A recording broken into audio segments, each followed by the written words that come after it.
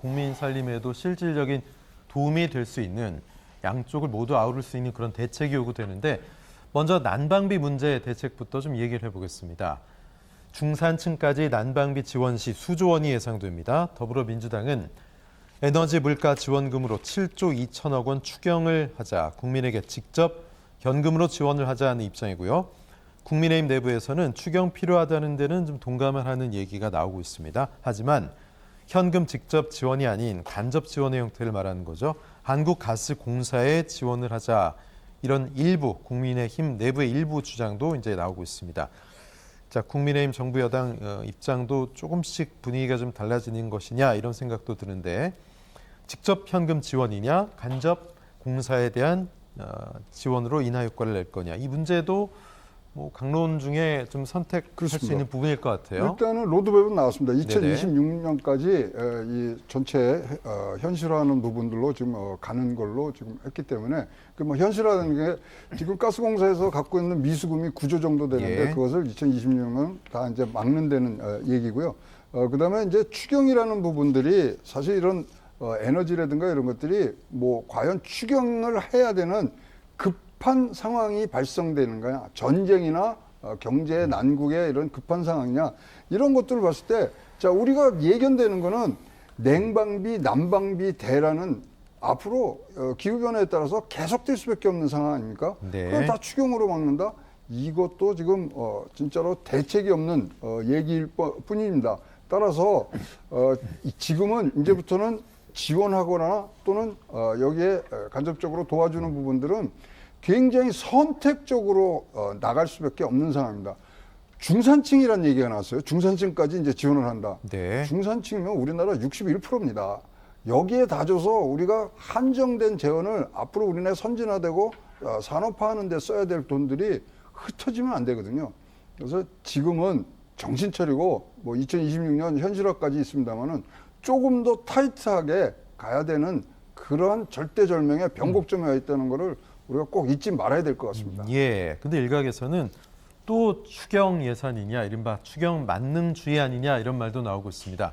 무슨 일만 있으면 추경으로 해결해야 한다 이런 비판도 있는데 이렇게 전가의 보도처럼 추경을 쓰다가 결국 나라 경제는 더 어려워지고 국가 경제에 부담을 줄 것이다 이런 주장에 대해서는 윤 평론가 어떻게 보십니까? 뭐 한편으로는 맞고 한편으로는 좀 틀리다라고 저는 봅니다. 네네. 일단 지금 추경이 제가 생각하기에 좀 어려운 난관은 사실은 인플레이션을 더 부채질할 수 있는 여지가 사실은 있다라고 생각을 하는 거거든요. 예. 그래서 제일 좋은 방법은 사실은 이게 일단 지금 에너지 가격이 굉장히 높아져 있기 때문에 가스비 같은 경우만 놓고 본다면 앞으로 안 올린다고 하더라도 봄, 여름, 가을 같은 경우에는 별로 체감을 못 하겠죠. 네네. 그렇지만 올 다시 겨울이 다가오게 되면은 다시 이게 실감하게 되는 겁니다. 그럼 내년 4월에 총선이 있어요. 그럼 정치권에서 제가 생각하기에는 다시 이 문제를 갖다가 건드릴 거고 그렇게 되면은 정부 여당 쪽으로서는 추경을 안 할래 안 할 수가 없는 상황이 발생할 거라고 저는 개인적으로 생각을 합니다. 그게 제가 생각하기에는 지금 26년도까지 가스비를 갖다가 점차적으로 올리겠다는 어떤 로드맵이 일단 돼 있는 줄로 알고 있는데 그게 능사가 아니다. 차라리 아까도 말씀드렸듯이 그 에너지 공기업 같은 경우에 어떤 버파 역할, 완충 역할을 좀 강화를 해서 이 에너지 가격을 차라리 어느 정도 선으로 좀 내린다거나 네. 아니면 묶는 방법이 사실 한국 경제에 더 현재 상태에서 득이 되는 게 아니냐. 예. 어차피 이래도 세금이 투입이 되는 거고 저래도 세금이 투입된다라고 하게 되면은 가장 효율적인 방법을 찾는 게 지금 상태에서는 제가 보기에는 가장 합리적인 방안이 아닐까 이렇게 생각을 합니다. 예, 사실 그 전에 뭐 매크로 상황이 좀 좋아지면 국제적으로 에너지 값이 좀 안정되고 값이 떨어지면 훨씬 더 한숨 놓고 숨통이 트일 텐데 그런 전망은 좀 어떻게 보십니까, 최평?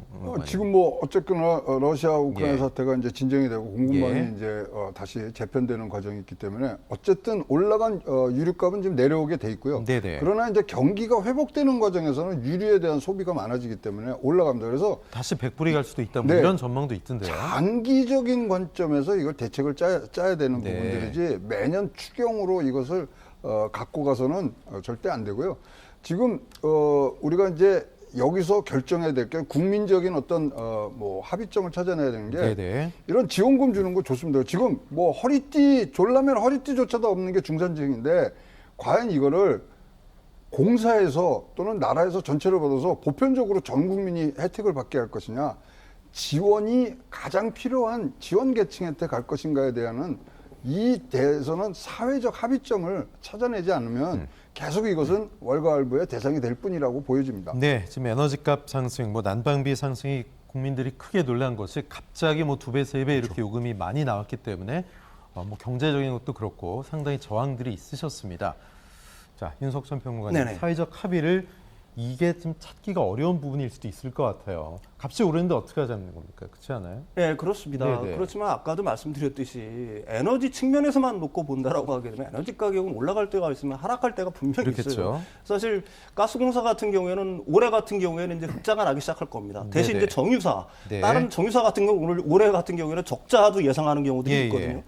이게 사실은 변동성이 굉장히 커요. 왜 그러냐면 지금 튀르키예에서 굉장히 큰 지진이 나지 않았습니까? 그래서 원유 가격이 다시 들썩일 수 있는 여지도 분명히 있어요. 네.